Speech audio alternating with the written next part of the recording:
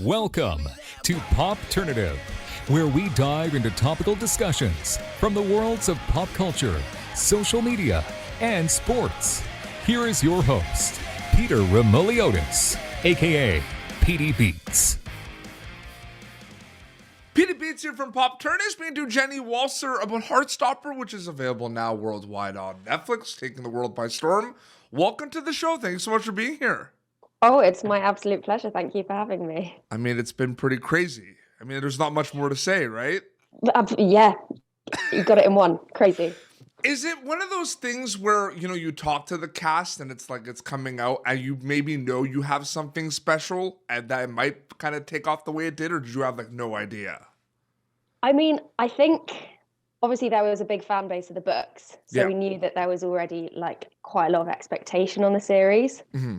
But I think we're just really glad that it's also gathered like another fan base outside of the books as well, who hopefully will go back and read the books. But, I think that's an understatement. I think fan base is an understatement. I think it's just been insane. Is the fact that it's a global reception, is that something that kind of blows your mind a little bit too? It's one thing for it to do well in, the UK and North America, but this is a global, amazing reception to the show and to your character, Tori. What's that been like for you?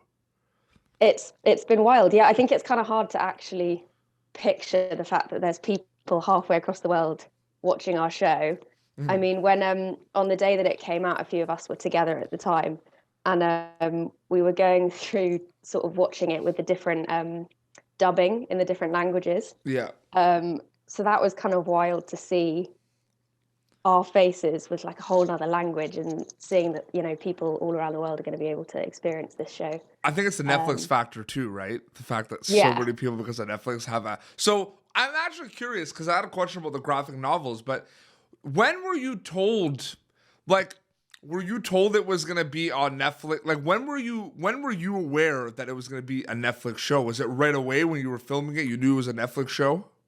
Yeah, I think from pretty much when we were auditioning, it was always a Netflix show. Which always is a bit, whoa. And you mentioned the graphic novels. What did you know about the graphic novels? Was there any interest, familiarity with the books before signing on to play Tori? Yeah, I mean, well, I'd come across them actually during like the first lockdown, mm-hmm. and I'd read a few of the comics and thought they were amazing, and I'd obviously seen Tori and just thought she was brilliant. And I bet you had a lot of fun with that character.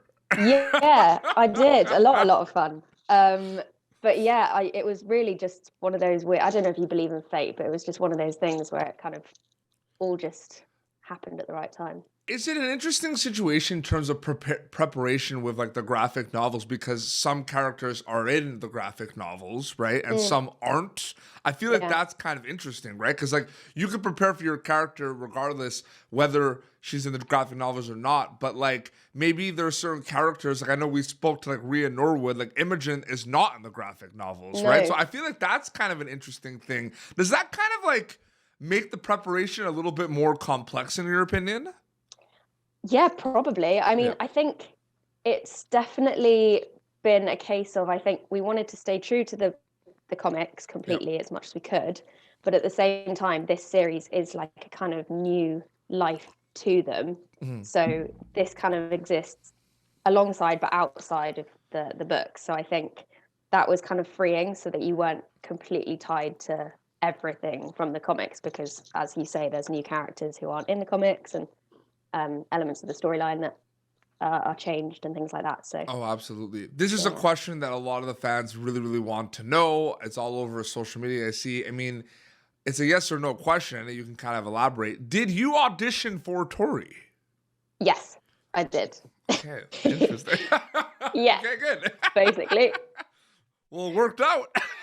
Oh, I mean, yeah. I mean, I remember I read it, saw her, thought, I look quite a lot like her. And the open casting, they weren't casting for Tori, but it was just one of those things. I suddenly found an email in my inbox from my agents with an audition to play her. So that I feel like is an exciting thing, like the open cast call, like just showing up and being like, I'll play whoever you think is like. I know, yeah. I mean, do a lot of the cast do that for what you I know? think some of the cast, like there's a few of them who auditioned for different parts beforehand. Mm-hmm. Some of them, I think, parts were kind of created around them. Yep. A little bit. So I think that's really fun for Alice as well, like through the audition process.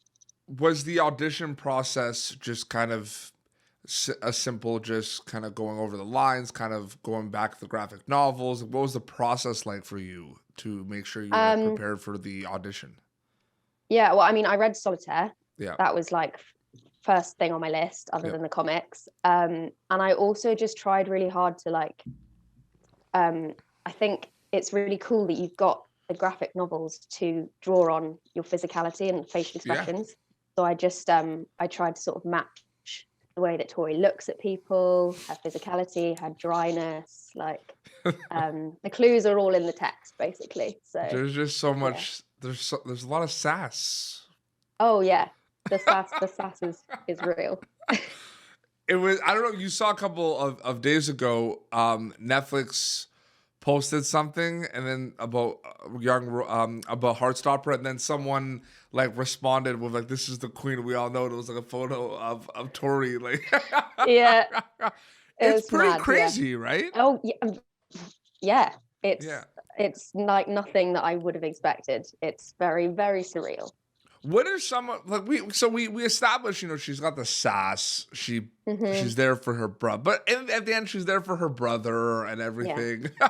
What are some aspects that you really enjoyed about playing this character on screen? So yeah, I think the fact that she's not just dry, witty, all the things we know and love about her. The fact that she's also really caring and really, you know, just protective, and I think she's such a supportive character for both Charlie and for the audience. I think that's really nice that I've seen comments of people saying that she's given them some comfort as well. Mm-hmm. So I really liked that side of things. No, absolutely. I mean, the comedic timing with, you know, scaring Charlie.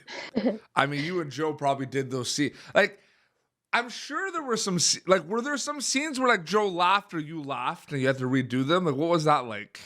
I mean, this is such a boring answer, but actually like not that much. I'm usually someone that does corpse quite a lot, but I think I was just really aware. I was like, this is Netflix's money. Time is money. I need to be on this.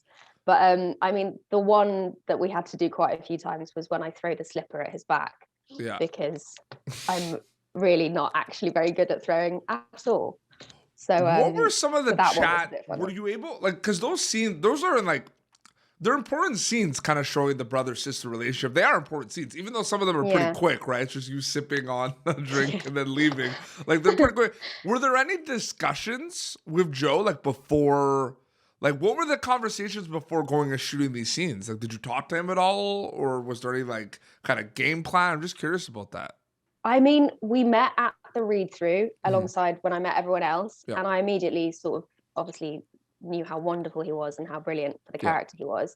But it's weird because we never met before getting the parts. But I think Alice, Eros, the casting directors who are just so incredible, Daniel Edwards casting, they kind of just knew without us even having met that we would just kind of get on and vibe together. So, one of the first kind of scenes that was like resurfacing on social media of Jenny of Tori was the scene in like the bus. Yes, yeah. I'm just curious. What can you tell me about that? Was that like early on shooting? Was that like a long day? Just what can you tell me about the bus scene? That was the first scene that me and Joe filmed. So that was literally, we had just met pretty well. Other than the read-through, that was. Do you know what I mean? Though it's showing up a lot on social media. Because they did the behind the scenes, and I remember him filming that, and I was just not aware he had this phone down by our feet, and I was like, "Oh, hello." That was a really, really fun one actually, but there's quite a lot to contend with. All the noise of the bus, all the supporting artists behind us. It was quite overwhelming as a first thing to shoot. Oh, absolutely. Joe had filmed some other stuff before that, so he was actually like holding my hand, kind of helping me out. So that was really nice to have him like there to support. Oh, absolutely. I mean, you can't not bring it up. I mean, it is an overwhelming thing. You know, you go from having a certain amount of followers to like it being kind of like quadrupled in like 2-3 days. Like it's insane. You know what I mean? I mean, it's one of those things where, you know, I'm sure you're just kind of taking it day by day and just kind of not thinking about it. I mean, I feel there's not much you could do, basically. Oh no, yeah, you just try to stay sane, try not to let it get to you. I mean, my life apart from online is pretty much the same. So what was this? Did you do some but no, you worked a little bit. You've had some roles before this as well. I believe you did an episode of Call the Midwife. Yes, I did. That was a few months before Heartstopper, yeah. So when you did that was Call the Midwife like your first like big acting job, would you say? Yeah. It was my first screen job. Yeah, it was my first kind of, oh my gosh, this is proper. So you had film set. You had a little like taste of like what's to come a little bit. There's a lot of cast members though that like had nothing at all, and they are so stupidly good. I don't understand how they were so composed and so just took everything in their stride. I would have been freaking out. Did it premiere on Netflix on a Friday? Yes. Was it a Friday? So it was like the Friday and like the Sunday you all like were at like 85,000 to 150,000 followers like in 2 days. I mean, yeah. Stupid. But it's the Netflix factor. I remember when the pandemic started in March 2020, Outer Banks was a really big show. And I remember it came out on the Friday. And I'm interviewing people on the Tuesday from the show. Yeah. And they all have like 1 million followers. And it's like Tuesday. Yeah. Within that long a time, it is so crazy. Before we wrap up, there's a lot of messages in Heartstopper. I really love it. It's a really important show. I think it has a lot of heart. It's in the title. Yeah. What can you, like I just said, there's a lot of kind of takeaways and everything. What stands out for you specifically that you hope the audience takes away from this show, Jenny? I think just that feeling of there's no rush to, you know, come out to anybody to make up your mind as to what you are. You can be exactly who you are at the time, and you know, you're not alone in that. There's a lot of other people there to support you. As much as it might seem like the world is a scary place, there are really good people out there, and you just got to surround yourself with them. Oh, absolutely. No, very well said. Jenny, thank you so much for coming on Popternative. It was great chatting with you. My pleasure. Thank you for having me. I should have brought like a straw, right? Oh, I know. I should have as well. I should have brought a straw. I was wondering, should I just slurp a little bit or something? We could both. Yeah, just at the same time.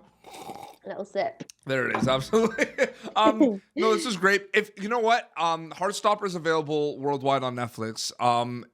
Chances are, if people are watching this interview, they have watched it. But you know what they could do, right? They could watch it again. Oh my gosh, and they should. I mean, what are you doing if you haven't already? I know. Go watch it again. And speaking of your social media, they can follow you on Instagram, I believe, right? They can indeed, yes. And it's just your name? It's Jenny C. Walser. Yes. So there's a little C in the middle there. And there's a lot of behind the scenes stuff is being posted by a lot of the cast. Yeah. It seems. So it's pretty crazy. Well, this has been Popternative, youtube.com/Popturn for previous episodes. Till next time, this is Jenny Walser, who plays Tori in Heartstopper, streaming now worldwide on Netflix. And Petey Beats signing off. Thank you for tuning in to Popternative. Make sure to check out our past episodes of Popternative on YouTube. Be sure to like Popternative on Facebook and follow us on Twitter. This has been an Autograph Communications production.